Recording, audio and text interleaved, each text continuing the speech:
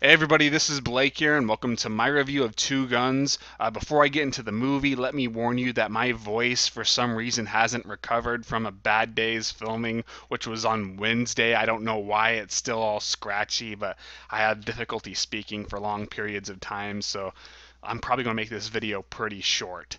So I was looking forward to seeing Two Guns, even though I wasn't necessarily counting the days until its release.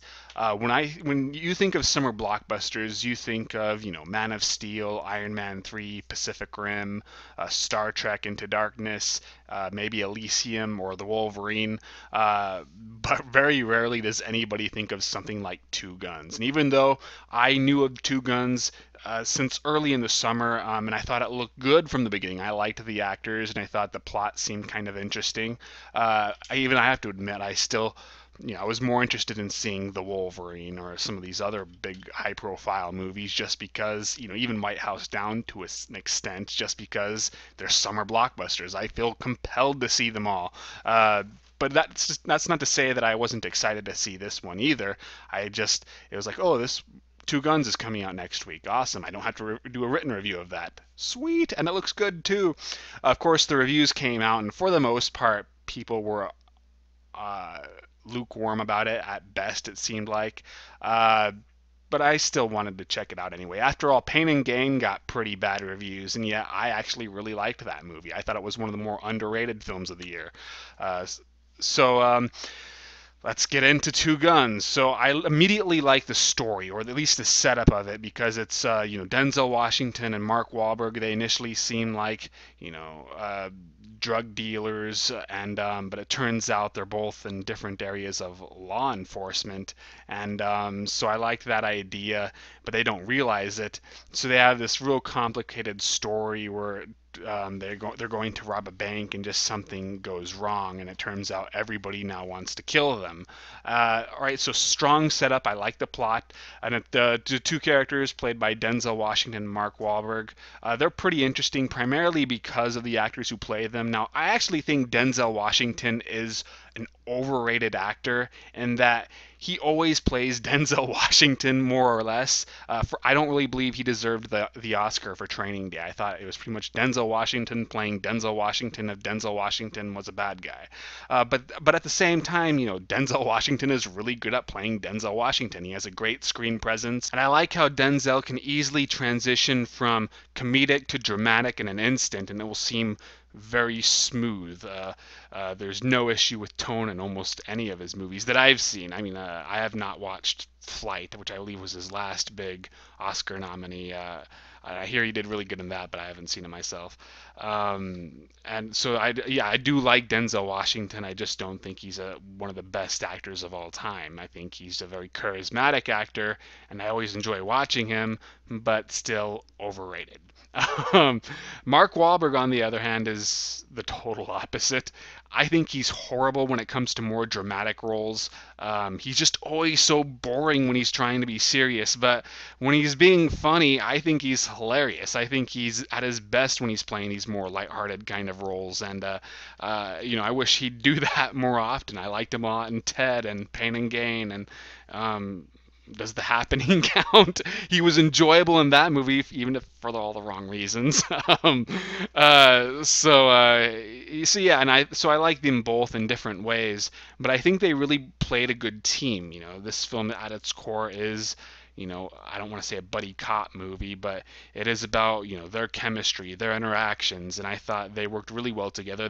They both had a lot of great moments where each of them could drive the story. I like how both of them are shown to be competent, and both when it comes to being badasses, but also smart guys, which is a surprise with Mark Wahlberg's character, because he's kind of set up to be the moron. Yeah, in some ways he's actually smarter, but still, I thought the characters complemented each other very well. I thought the actors really knew how to play off each other too. So neither of them were the weak link. But what I really felt this film's best strength was it was the humor. I thought the first half of Two Guns was hilarious.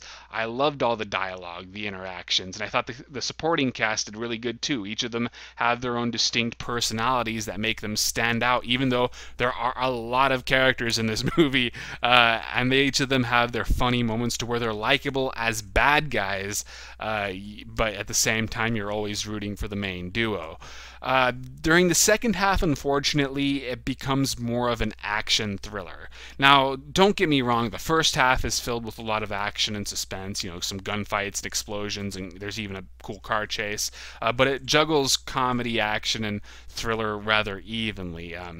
But during the second half, it becomes more of a straight-up action thriller. There isn't as much comedy, and I felt that was a big disappointment. And it's even worse because the story starts becoming relatively predictable. Like, during the first half, I wasn't entirely sure what was going on or what was going to happen, but during the second half, it kind of loses all of that unpredictability. You see you see where it's going from a mile away. But at the same time, I will admit that it is still entertaining as such. I thought the action scenes were really well executed. The suspense, is always pretty hard-hitting.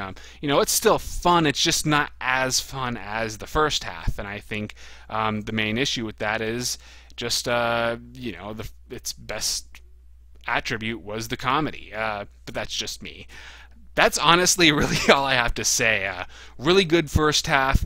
Solid but unexceptional second half. I'd say it's better than the director's last effort, Contraband. Although with that said, even though I was unimpressed with Contraband during my first viewing of it, I actually liked it much more when I saw it again on DVD. Even though it is very generic, it's something about it that makes it endearing even though it is generic. And I'd also say it's better than the last Denzel movie I saw, which was Safe House. Even though I did think Safe House was a solid flick in itself, this one I think stood out a little bit more.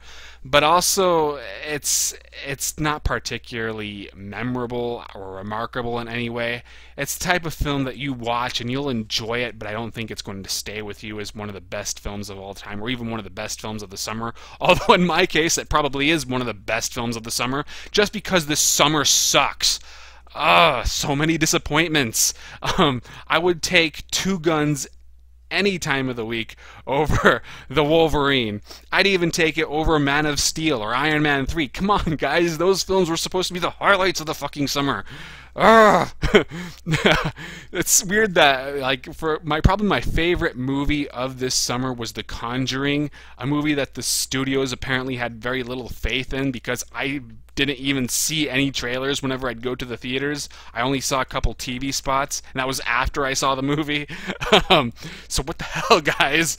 But anyway, I thought Two Guns is a solid flick. It's enjoyable. Would I recommend you see it in theaters?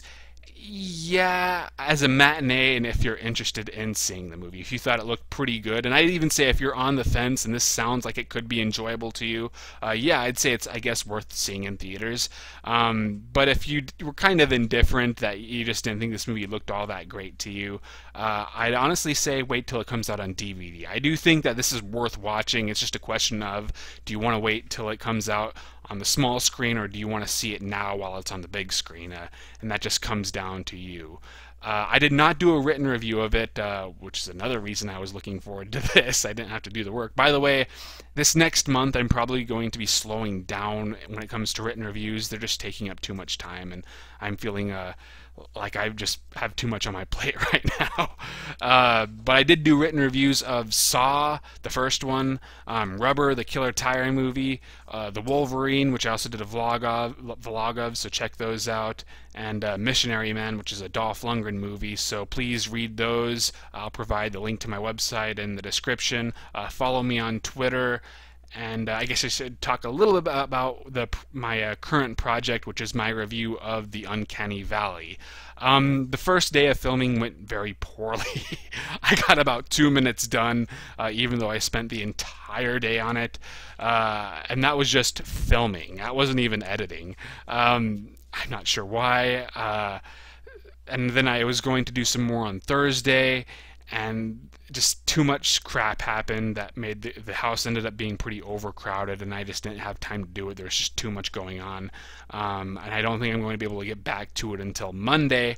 I am hoping, though, that I'm going to get all the Uncanny Valley review parts up next week, ideally released on Monday or Tuesday, then Wednesday or Thursday, and I might have to do a 3-part video. It depends on how long each of them are going to be, but I will have something up next week, I swear.